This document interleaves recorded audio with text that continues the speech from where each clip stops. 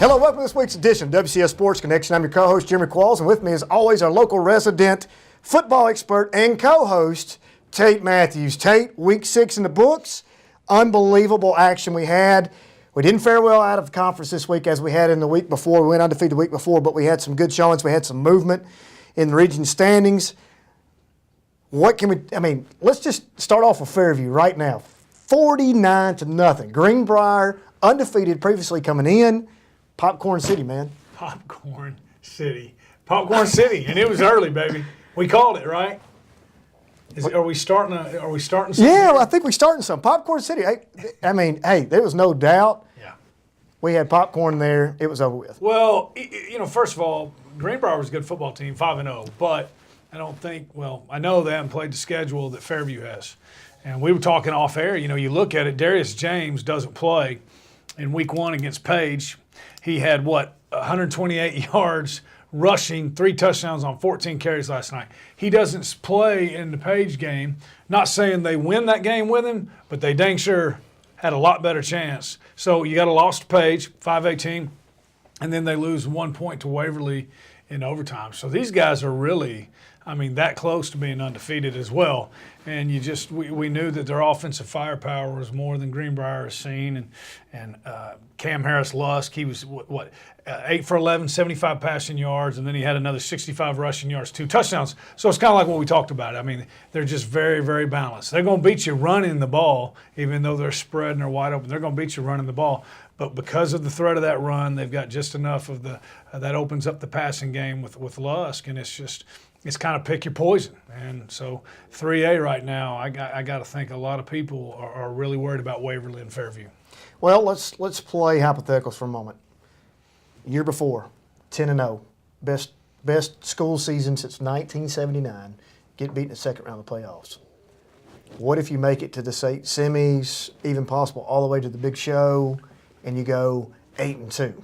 Is that a better year? Yeah, obviously, yes. Right? So you got to think about this. He still has Ravenwood left. Okay, 7-3. Every trick play in the book will be on the Rolodex.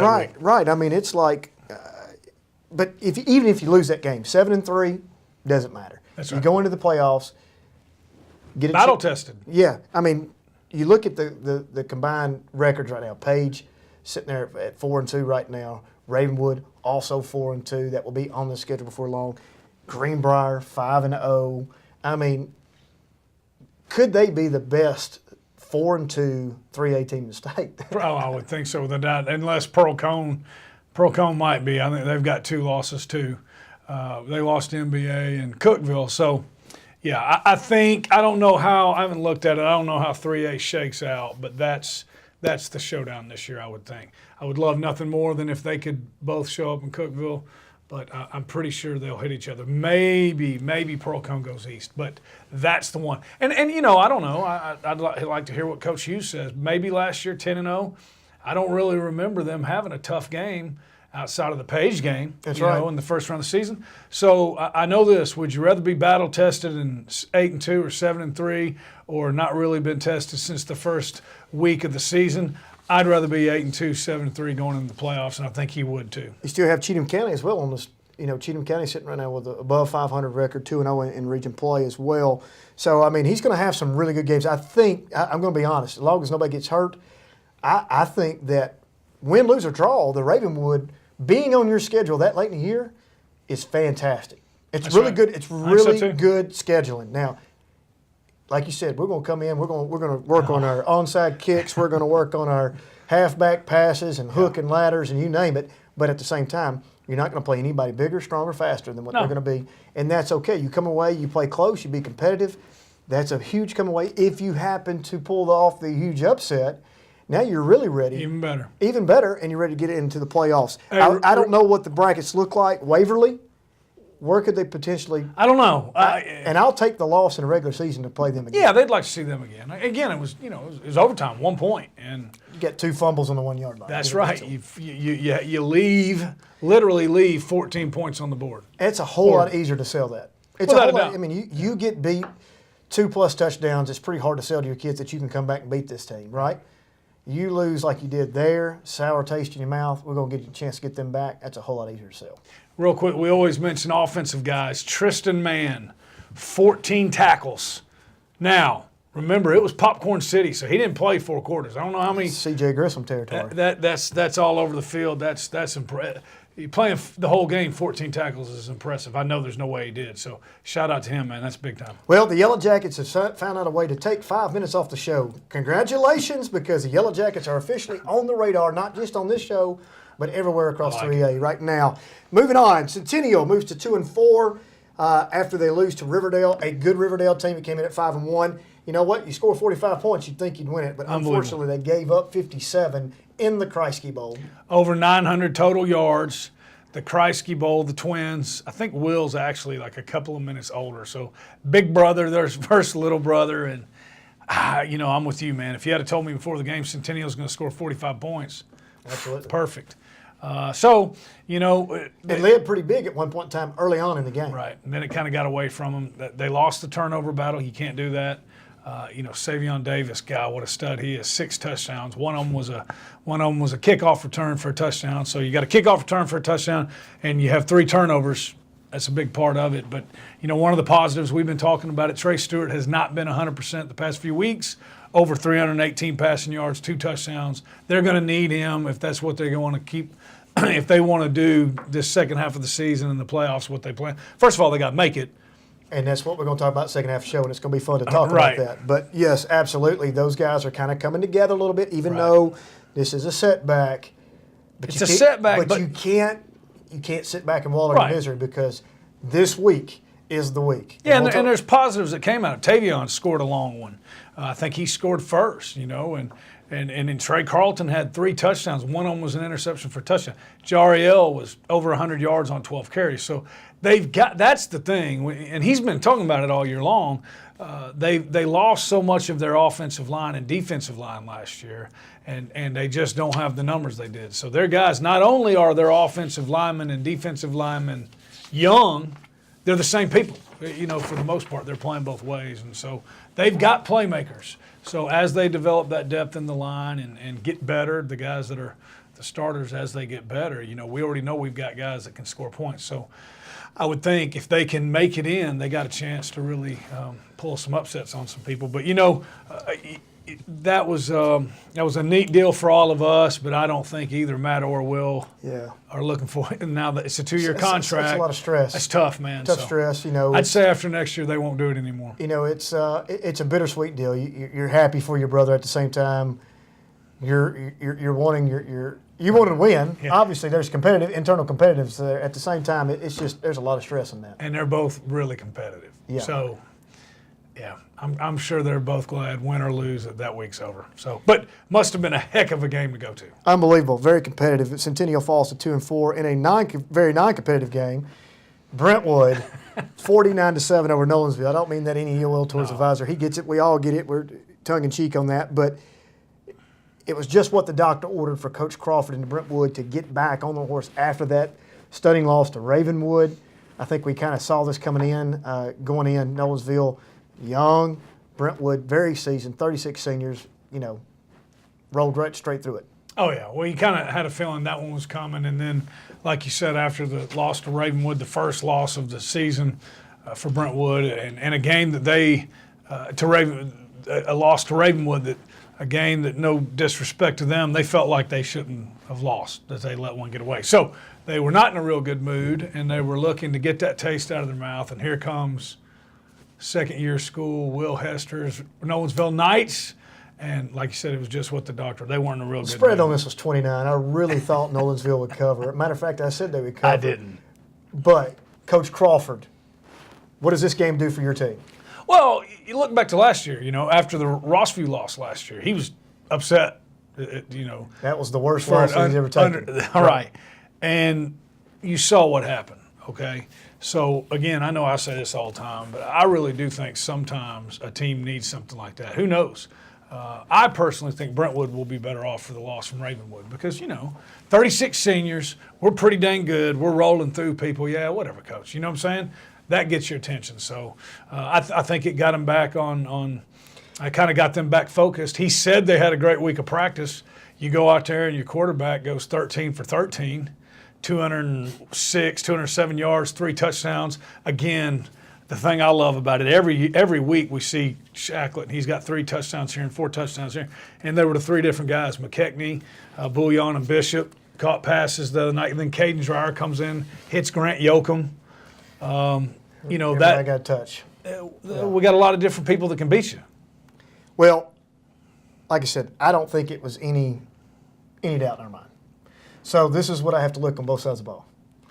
The visor is pumped up. He's pumped. He's pumped up because of this week. This is what they've been building towards. They knew going in, tough task. Hey, it is what it is. Coach Crawford, Coach Hester, good. Coach Hester actually told me that the athletic director at Nolensville should be fired for scheduling this game. He would like for him to be fired. Right, okay. Which is, yeah. I do want to point out one thing that I overlooked in the last part, which was Centennial is still 2-1. 2-1 in the That's region. right. So don't forget that fact. Now, going back to this Brentwood game, you can't celebrate the win, the 49-7 popcorn time over Nolensville, because why? You better get back in the saddle, because the game this week Big could game. potentially be for the region title. That's right. So we'll talk about that in just a moment. Go ahead. One positive on the Nolensville side, not a whole lot 500. of. They're 500. Well, but also They're 1-1. I'm talking about the Brentwood game. Oh. Zach Campbell took an 80-yard touchdown in the first quarter. What does that mean? That was against Brentwood's starters. That's right. So That's right. He's becoming quite the playmaker. And I'm sure the visor loves moral victories, but at the same time, right. but that is a bright spot. But yes. if you can score long touchdowns against Brentwood like that, then you got to think some of the guys left on their schedule. So 49-7 was the final. hey, I'm just trying to find a positive. Nolensville, here's your positive. Nolensville is 1-1 in Region 4-4A big. play. I'm telling you right now. This week, we have such big games across the board this week, so we'll talk about it when we get to it, but this week's a big week for them. Brentwood moves to 5-1 on the year. Franklin drops a big game to Hendersonville. Hendersonville moves 3-3. Franklin drops to 1-5. They lose 31-17. What's happening? That's pretty tough. I mean, Hendersonville, first and foremost, is a good team. and they're probably it's different. So before you tell me to pump the brakes, I know where you're going with this, but it's a different form of the wing tee. Okay, it's the more traditional wing tee. They probably run it better than anybody, and it's tough to defend. And they've got some guys, the Anthony Hughes and some people like that. They're playmakers, man. And if you give them a seam, which it's assignment football. And if you don't play those assignments and give them a seam, they got some guys who can take it, and it's tough to defend. And when you play them and you're giving up points like that, and you're not scoring very many on your side, not a recipe for success. And what does that do? It also gives you that ball control that controls his clock. Hard if you can't get him off the field. Right, and you get tired, and I think they had some pretty big runs, and so again, Matt Gacka, 24 rushes for 161 yards. He really is emerging as a one of the top tailbacks in this conference. I mean, he's over 100, I think, every game, and again, 161. The passing game is struggling a little bit, right? If we're being fair, so they got to know he's going to get the bulk of the carries, and to still get 161 yards, that's big. And Josh Nichols playing a little bit of quarterback right now with Carter, while he kind of heals up a little bit. He threw a touchdown pass, but under 100 passing yards. It's going to be hard for Franklin to win those games when they can't get more passing yards than that. Well, that's a great segue into what's going to happen this week. But we're going to wait till we finish out this week 6 information before we get to week 7. But could it be at any bigger stage?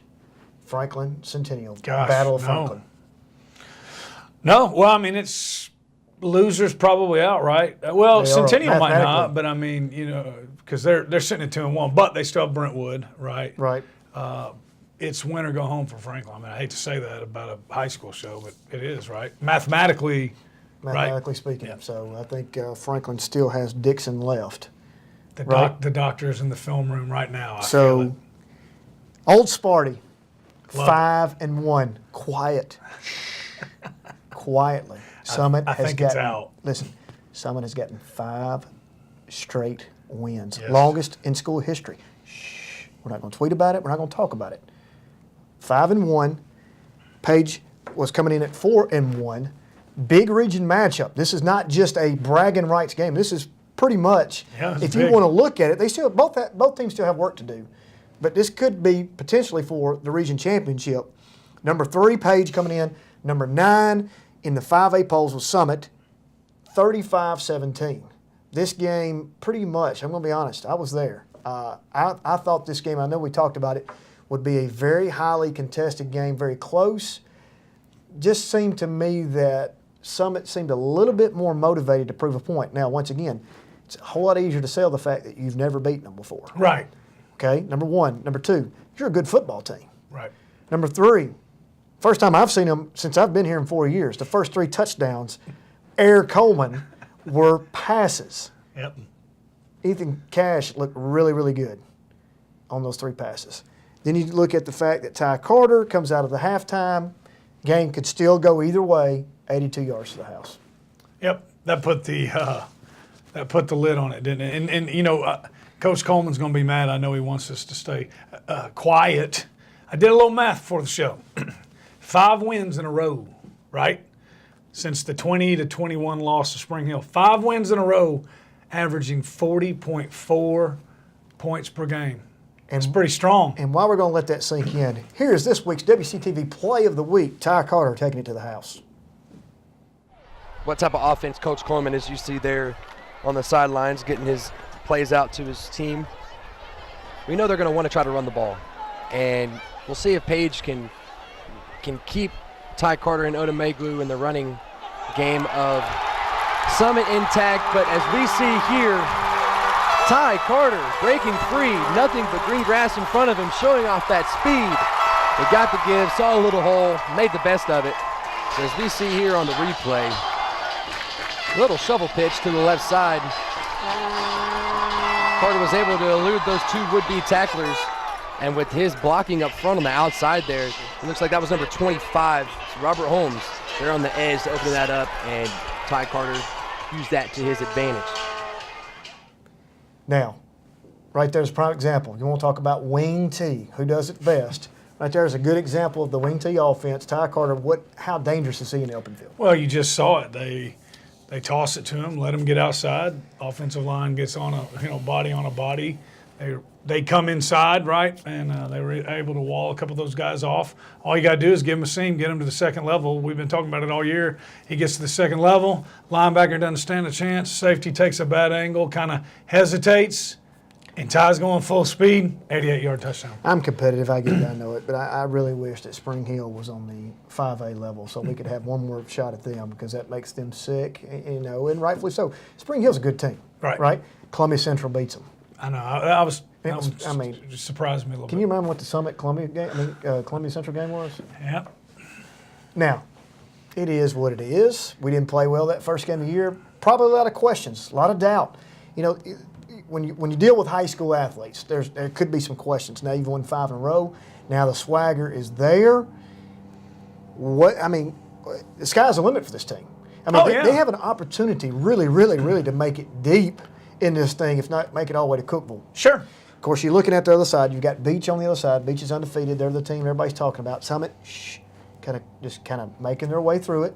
Well, if they finish the second half of the season off the way that they've started it, they're not going to see Beach, and Beach isn't going to see them in the first round. Maybe not the second round. So you're probably talking about if they do what we think they can do, and I think they can do it, and I think they will do it. You know, you're not going to see them until the third round of the playoffs. But you got Page in the conversation too. It's not like they're going to go away by any stretch of imagination. That's right. Now they could, and hey, you're going to have to see them at some point to do what you want to do. But you mentioned those 3 touchdown passes. I heard Coach Coleman Friday night, and that's what he said. He said they were all but daring them to throw, and that's kind of the difference between. I think one of the differences in this year and last year was. They had to throw it, really, you know what I'm saying? And they were able to do it, 3 touchdowns. And Christian Jolly, 23-yard touchdown pass to Page actually scored first, 3-0. That's right. 23-yard touchdown pass to Christian Jolly, and then that started off 28 unanswered points. It was pretty much over after that. So Ty with 202 rushing yards and a receiving touchdown. They're playing really well right now. And to those that say, well, everybody knows they're going to run the ball. Well, everybody's known they're going to run the ball all year long. and they're still doing it. So you still have to stop Listen, them. let's be honest. He was extremely uncomfortable, palm sweating, calling that pass play in. So let's not act like, okay, you're going to dare me to throw it. We're going to throw it. Yeah. He's like, well, I guess we have to. Let's call it in. Boom, first touchdown. Well, I guess we have to. I give him a hard time about that. I looked at him at one point in time. He looked down the sideline. I looked at him. I said, there you go. But, Bubba Johnson, part of that Thunder and Lightning duo of Van Lanningham, Bubba Johnson, 156. Page, this is one of those games they're going to have to get back on the horse. Summit's a really, really good team. Yes. I think they came into this with a little bit of a chip on their shoulder. One, hadn't beaten Page in history. Number two, I think they took it personal about the rankings. Now, rankings may not come into play a lot of people, but you're sitting there saying, we're number 9 and Columbia's ranked ahead of us, and then Page is ranked 3rd. Statement win. I didn't like that. Didn't like I it know at all. one person who didn't like it, but he'll go unnamed. Ty Carter, 760 yards. Think how many games has he played in the second half? He played one series. Oh, gotcha. Yeah. One series in this game. That's good. Rest him up. 760 yards. Odemegwu, he only had 50 yards, which means he's got 527 on the year, though. Right. 6 touchdowns. Oh, yeah. Ty Carter's got 7 touchdowns. Like I said, Ty Carter's got 760 on the year. Summit's outscored their opponents 222 to 99 plus 123. You mentioned it. I mean, they're scoring a lot of points on a run-oriented offense. That's right. And everybody knows they're going to run it. Well, but look, I mean, it might be run-oriented, but that play of the week we just watched, that was an 88-yarder, okay? Just because they're running the ball doesn't mean they don't have big play potential. And we talked about it with the three horsemen, Hayes, Odemegwu, and the captain of the ship, Ty Carter. They can all break long ones. Summit moves to 5-1, 2-0 in region play. Page drops to 4-2, 1-0 in region. 1-1 in region play. Ravenwood moves to 4-2, 2-1 after they lose to Father Ryan 34-31 on a heartbreaking fake at the end of the game. It's a cruel sport sometimes. It is. It is. Those kids didn't deserve to lose that game, but it's just one of those teaching moments that, you know what, we get in that situation again. We learn from our mistakes, and you know what? I cannot say enough about what Matt Daniels and that crew is doing for that group. Just what the doctor ordered. Guess who Ravenwood has up on the plate this week? They are as happy about that as Paige is about saying Lincoln County. So let's get to it. Let's talk about it. I don't mean that. Okay. Yeah. We went 1-3 in non-conference this week. It's not our best week, non-conference wise. But like I said, he could have had a couple go either way. It moves us to 16-11 total for the year. Did you have a point you were going to make? No. Well, I was just, I will talk about it. But Ravenwood, that's 2 back-to-back huge games. Right. To beat Brentwood on a block kick and then turn around and have Ryan like that and lose on a. But kind of like what you were talking about with Centennial. One, they're 4-2, okay, and they're 2-1, brother. They're 2-1 in their region. That's fine. They're fine. None of us, including myself, thought that we 6 games in I'm that gonna they'd be be 2-1. honest. I'm just going to be honest with you. Let's make a confession right here. I really, seriously thought they would be the team outside looking in. Yep. Out of the thought there 5. was a We good have chance. 5 in Region 6A. At the first year when we made predictions, I was like, look, we didn't know. I know. I think that Ravenwood, is going to have a lot of work to do. That just goes to show the job that what Matt Daniels has done this year already. I'm going to tell you right now, they're not finished by any stretch of the imagination. No. They're going to get into this thing, and they are going to be a hard out when it comes playoff time for football. Just my opinion. I've been wrong plenty of times before. Obviously, 26-15. I've been 15 times wrong this year. You're at 31-9. Let's talk about it real quick. Time is running out on us. Mr. Producer is giving us the signal. Fairview 4-2 versus Sycamore. Sycamore's 503-3. They lost to White House last week, 42-6. You think Darius James is going to be playing a big game this week? Popcorn City. Hashtag Popcorn City. Get the movie butter. I mean, Ready. Really. I mean, I'd say he's going to be pretty motivated. They can't, and that guy's doing a good job. Coach Robinson's doing a good job. Keep this game on the radar, folks. They cannot run with them. It's not Keep gonna this be good. game on the radar. Popcorn City at half and a Popcorn City second half. Because I'm pushing the gas pedal down and we ain't letting up. Keep this game on the radar, folks. This will be a fun one to talk about afterwards. Centennial 2-4, 2-1 versus Franklin, guys. It's the biggest game of the year. Biggest game of Biggest the year. game of the year. Pretty much, winner will get in, loser could possibly get out. Battle of Franklin. Does it get any bigger for these two programs? No. It's at Centennial. huge. Does that give them the edge? I don't know that it gives them the edge. They're so close, but I think what does give them the edge, they have more playmakers. Who you got? Oh, are we going there? I think Centennial's just Don't even say it. Okay. WCS game day will be there. You'll have to see that. Gotcha. I was just testing you to make sure. Brentwood 5-1, 2-1 at Independence. You want to talk about a ball game, folks? Jeez Louise. This is a huge game. Region championship could possibly be on the line here. Still some work to do. Independence still has to play Ravenwood. Here's the scary thing. They were off last week. If you notice, we didn't talk about them. It's because they're off.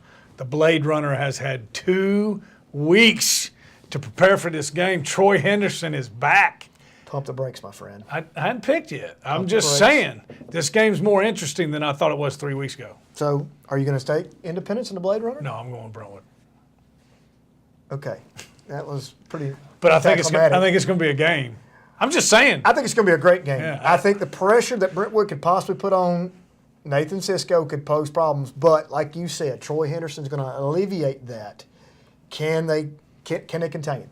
That's the $1 million question. And once you start containing him, look at 2 outs. You got to That's look right. at. Matter of fact, you can Harold Arano's a third if you want to add that third option in there. That's right. I think it's going to be a close contested. Since you picked them, I've got to take the Blade Runner. I've got to get back in this All thing. right, I all am right. 6 games You know? behind. Oh, yeah, that's right. Okay, So I'm going to take Indy on that. Nolensville versus Tullahoma, another huge game. If the Visor win this game, folks, could be in the playoffs. No, are in the playoffs. Mathematically impossible to be out. If they win, and here's another stat for you, Coach. If they win, they will be the first team ever to make the playoffs with no seniors in their building. That Ever. being said, I'm going with Tullahoma. He's going to get it. He just ain't getting it this week. Golly. Mr. Producer, did you hear that? Visor's going to go outside. He's going to look. I'm not even going through it. Nolensville gets the big win. I hope Biggest you're right. win in school Hope history you're right right. there. Summit at Franklin County. Let me get this one for Popcorn. you. Hey, student versus teacher on this We're one. not even going to mention that. We're not even going to talk about that. Summit, Popcorn City. Page versus Lincoln County. Are we going to? Is it a potential 3 Popcorn City games? Page wins by 21. I don't know if it's Popcorn City. Okay. Page wins big. I agree. Ravenwood at Dixon County. Could it be a 4th? This is Popcorn City. It's Popcorn City all the way. This All is that big the tub way. you buy that you get Hey, free just what the refills. doctor ordered. Coach Daniels, get back on that horse, baby, and get busy. Mr. Producer, what are the errors for today? All right, guys, pretty clean show. I didn't have any errors. Just we're happy to join y'all at the Battle of Franklin. That's our WCTV game. What are of the week. records? I never heard the update on Oh, the yeah, records. you did. got it over 31-9, 26-15. Thank you, sir. Thank you, Mr. Producer. Clean show, always a pleasure, my friend. Popcorn City, we're looking at 3, maybe 4 games. Whew. Tune in next week to see how we did.